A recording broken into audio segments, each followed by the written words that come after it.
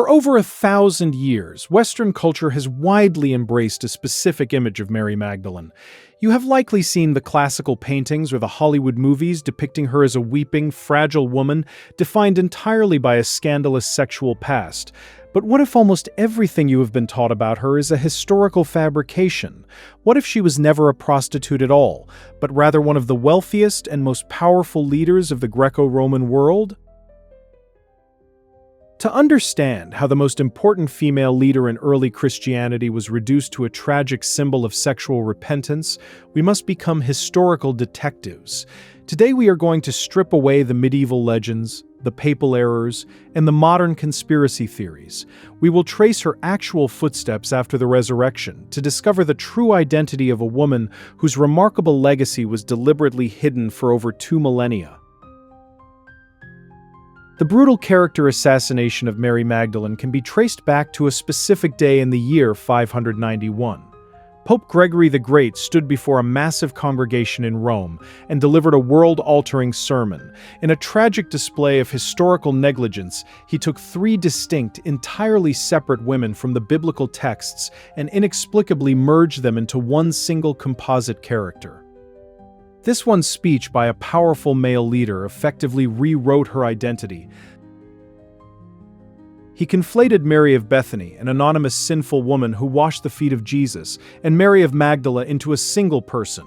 For the next 14 centuries, cultural institutions cemented this smear campaign into the permanent memory of the Western world. To find the real woman, we have to look at the undeniable evidence of modern archaeology and piece together the raw truth hidden in the original Greek manuscripts. In recent years, extensive archaeological excavations on the western shore of the Sea of Galilee have uncovered the bustling town of Magdala. The ruins reveal a wealthy, booming industrial center, famous for its fish salting exports and international trade. In the 1st century Middle East, women were almost always identified by the names of their husbands or fathers. But Mary is identified exclusively by her hometown, suggesting she was an independent, unmarried woman of significant financial means. The Gospel of Luke validates this archaeological profile perfectly. The text states that Mary Magdalene, along with several other prominent women, actively funded the ministry of Jesus out of their own private resources. She was not a charity case. She was a formidable, wealthy patron who provided the vital financial infrastructure that allowed a controversial rabbi to travel and preach across the volatile landscape of the Roman Empire. The only vulnerability the biblical texts assign to her is a severe medical or psychological trauma. The scribe notes that she had been healed of 7 demons. In the medical understanding of antiquity, this phrase described harrowing physical illnesses or severe mental torment rather than a moral failure. She was a woman who had survived unimaginable personal agony. After experiencing profound healing, her loyalty to the movement became absolute and unshakable.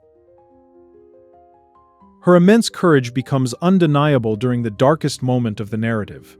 When the terrifying reality of the Roman cross became apparent, the male disciples fled into the shadows out of sheer self-preservation. They were paralyzed by the threat of execution. But Mary Magdalene stood her ground. She walked directly into the horrific execution site, refusing to abandon her rabbi during his visceral, agonizing final breaths. Because of her unwavering loyalty, history rewards her with the most prestigious title in early Christianity.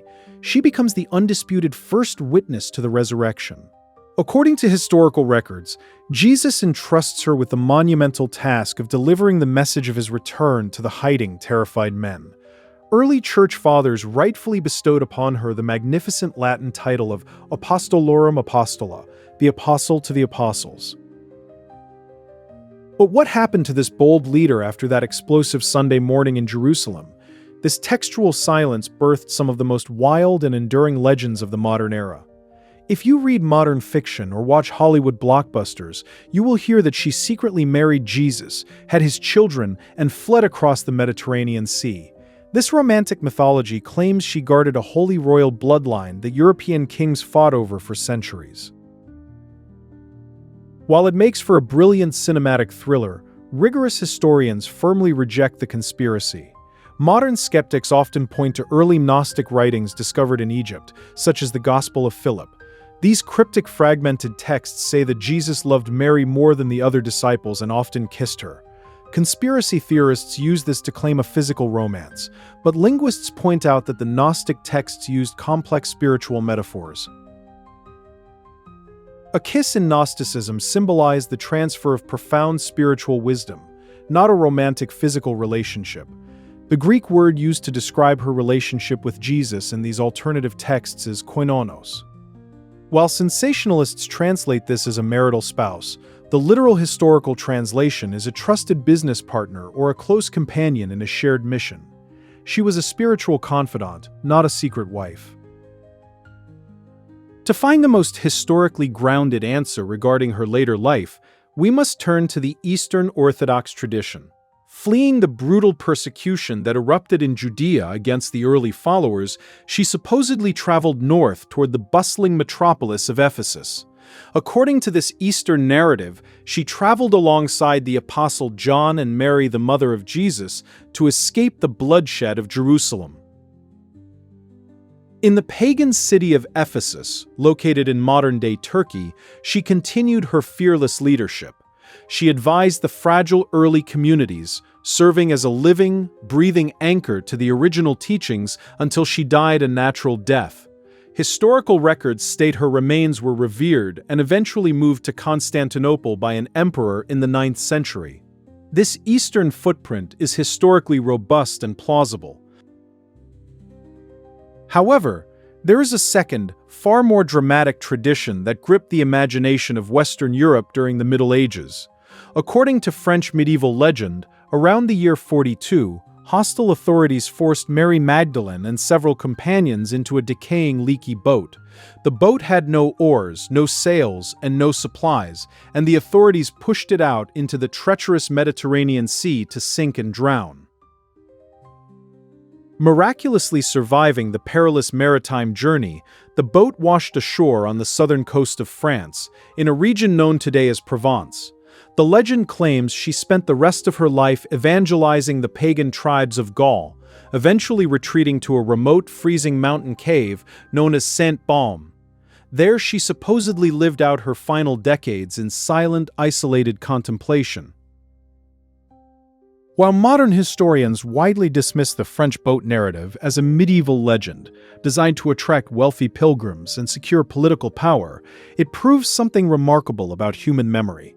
Even hidden beneath centuries of smeared reputation, fabricated myths, and institutional erasure, her undeniable status as a towering spiritual giant could not be silenced. The culture instinctively knew she was a force of nature.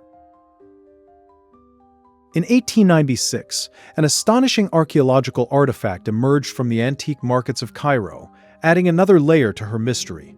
A German scholar purchased a fragmented papyrus manuscript known today as the Gospel of Mary. While Orthodox historians do not consider this 2nd-century Gnostic document to be a reliable biography, its sociological value is incredible. It provides a fascinating window into how early communities remembered her. In this early text, Mary is portrayed as a fearless intellectual powerhouse who comforts the terrified male disciples. The men are paralyzed by fear, but Mary stands up and explains complex spiritual visions. In the narrative, the Apostle Peter actually challenges her authority out of jealousy, questioning why the Savior would reveal secrets to a woman. This proves that her historical influence was so monumental that splinter groups used her name to validate their theology. It took until the year 1969 for the Vatican to quietly and officially correct their centuries-old error. The Catholic Church separated her identity from the anonymous sinful woman, formally retracting the infamous sermon of Pope Gregory. The academic world has finally cleared her name, allowing us to see the original, unfiltered historical woman. She was a bedrock of courage in an era dominated by men. Restoring the true historical identity of Mary Magdalene forces us to confront an uncomfortable reality. Human institutions possess a terrifying power to rewrite history to fit their own rigid agendas. By turning the ultimate female leader into a weeping, silent symbol of sexual repentance, the medieval world effectively marginalized the powerful voice of women in the Church for over a millennium. It was a tactical silencing of her revolutionary legacy. Have you ever stopped to consider how many other historical truths have been deliberately buried under centuries of comfortable tradition? We accept the stained glass windows and the classical paintings without ever questioning the political motives of the men who commissioned them. The story of Mary Magdalene challenges us to look past the sanitized versions of the past and dig for the raw, unfiltered truth of antiquity. She was an independent, brilliant patron who bankrolled a revolution. She was a courageous witness who stood her ground facing the brutal weapons of the Roman Empire while the men ran for their lives. She carried the initial spark that would eventually ignite a global transformation. Her true legacy is not one of shameful repentance, but of unbreakable strength, immense loyalty, and intellectual dominance. As we evaluate her steadfast devotion and her obscured historical footprint, we must ask a piercing question about our own lives. What kind of narrative has the world placed on your life? Society loves to label us by our past traumas, our hometowns, or our worst mistakes. We are often boxed into categories that limit our potential and neutralize our voice. But the true legacy of Mary Magdalene proves that the labels of the crowd are irrelevant to your actual purpose. Your scars do not disqualify you from leadership. They are the very credentials that prepare you to carry a transformative message. Sometimes the most vital role you can play is to stand firm in the darkest moments when everyone else is running away. Your faithfulness in the shadows might just be the catalyst that changes the world.